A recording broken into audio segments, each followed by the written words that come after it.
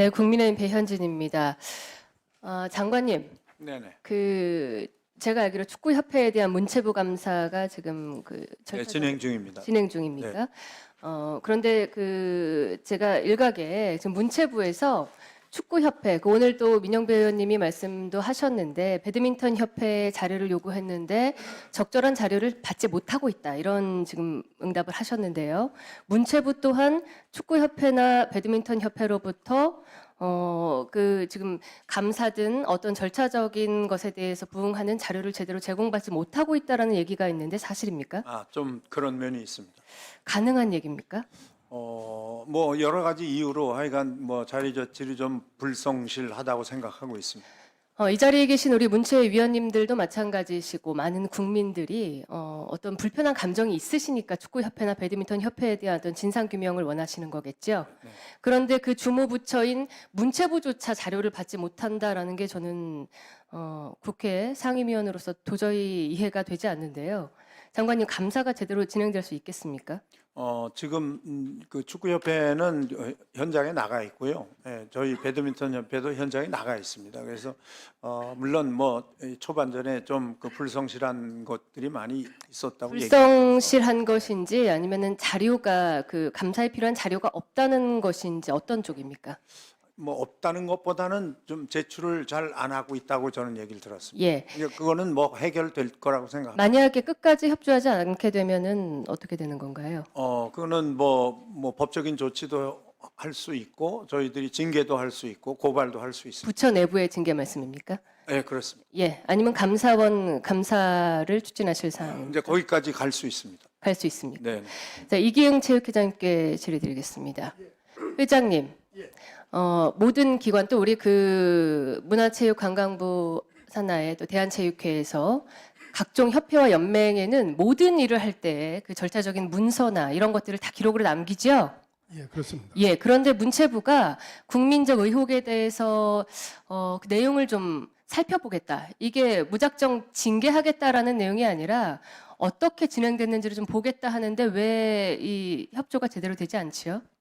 그건 안 되는 일입니다. 당연히 그건 협조를 선제적으로 해드려야 된다고 생각합니다. 그러면 체육회장님께서도 대한체육회 차원에서 문체부 감사에 대한 적극적인 협조를 하시겠습니까? 예, 그렇습니다. 저희가 오늘 이 질의를 마친 이후로 다음 현안 질의 때까지 문체부가 감사에 어려움을 겪지 않는다라는 응답을 반드시 얻도록 강력한 조치를 해주시기 부탁드리겠습니다. 예, 그렇게 하겠습니다. 네, 앉으십시오.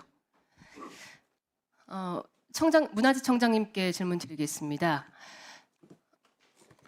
본 위원이 지난 21대 국회인 2020년부터 일본과 함께 우리가 역사적으로 풀어야 하는 참 어려운 문제에 대해서 당시 정재숙 문화재청장님이 재임하실 때부터 질의를 드렸습니다.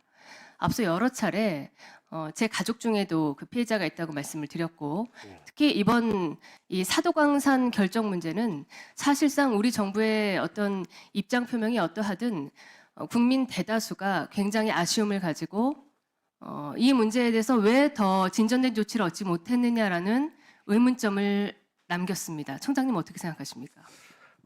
네, 저희들도 열심히 그 노력을 하고 있었고요. 또 세계 유산으로서의 같은 협의를 통해서 이 문제를 늘 적극적 관심을 가지고 진행해 왔습니다. 네, 이번이 46차 위원회 회의였죠? 네, 그렇습니다. 예, 46차 회의에 실은 문화재청이 지금까지 주무부처는 외교부, 유네스코 대사를 통해서 우리가 유네스코와 해왔지만 계속해서 우리 전 문화재청 그리고 현 국가유산청에서 네. 계속 어떤 의견을 같이 교류하면서 진행을 해왔던 사안 아닙니까? 네, 그렇습니다. 이번 합의 때는 어땠습니까? 이번에도 저희들이 필요한 부분은 거기에 요청에 따라서 뭐 예를 들자면 이코머스 평가 결과에 해당이 되는 전문가 분석 의견도 외교부에 전달을 한 바가 있습니다. 2020년에 제가 이런 말씀을 드린 바 있습니다. 시간이 짧기 때문에 오후에 또 덧붙여 말씀을 여쭐 텐데요. 터키의 성소피아 성당 다 아시지요? 예. 이게 유네스코 세계문화유산으로 지정됐던 유산입니다. 그런데 그 지정의 사유가 카톨릭과 이슬람 문화의 어떤 잘 조화된 이 부분이 세계 유네스코 유산에서 가장 중점적으로 보고 문화유산으로 등록했던 사례입니다. 그런데 이후 그 터키 정부가 집권을 하면서 카톨릭 문화를 배제하고 이슬람 박물관으로 그것을 바꾸려고 하고 했기 때문에 본 취지에 어긋난다. 당시 제가 기억하기로 유네스코가 약속과 법적인 강제 조치를 수반하는 것이 이 문화유산의 취지다라고 해서 세계 문화유산 등재를 취소한 적이 있습니다. 맞습니까? 네. 분명 일본은 2015년에 군함도 유산의 그런 신청을 하면서 도쿄 유산센터를 비롯한 관계 그 기관에 강제 노역이라는 표현을 반드시 한국의 조선인들이 일본에 강제로 끌려와서 불합리한 노동을 했다라는 사실을 기록하겠다라는 약속을 했습니다. 네. 그리고 44차 전원위원회에서도 세계유산위원회에서도 일본의 계속된 약속 미이행에 당해서 준엄하게 경고를 했고 이 문제에 관해서 앞으로 약속을 이행하라고 압박한 바 있습니다. 유산청장님 맞습니까? 네, 맞습니다.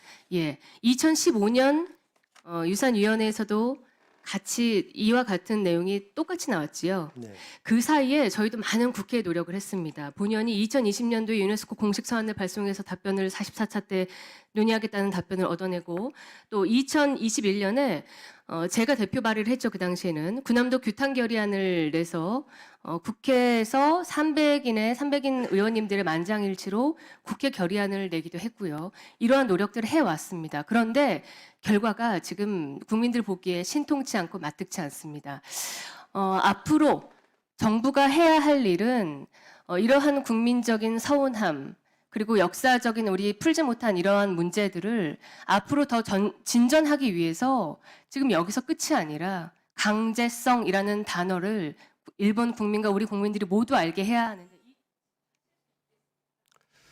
뭐 이 부분은 이 문화체육관광위원회 이 전인 외교통상위원회도 아주 많은 논란과 이런 의견이 개진되는 걸로 알고 있고요. 저희 국가유산청도 잘 모니터링하고 거기에 대해서 잘 하고 있습니다. 앞으로도 이런 사항을 좀 더 저희들이 적극적으로 나설 수 있도록 외교부하고 좀 더 긴밀히 협조하고 또 필요한 경우는 저희들 의견을 개진토록 하겠습니다. 이 문제에 관해서는 정부의 협상으로 끝났다라고 끝내지 마시고 앞으로도 역사적인 그 해결을 위해서 우리가 문체부 차원에서도 점진적으로 더 나아갈 수 있는 노력을 좀 부탁드리겠습니다. 목소리를 내도록 하겠습니다. 예, 다음은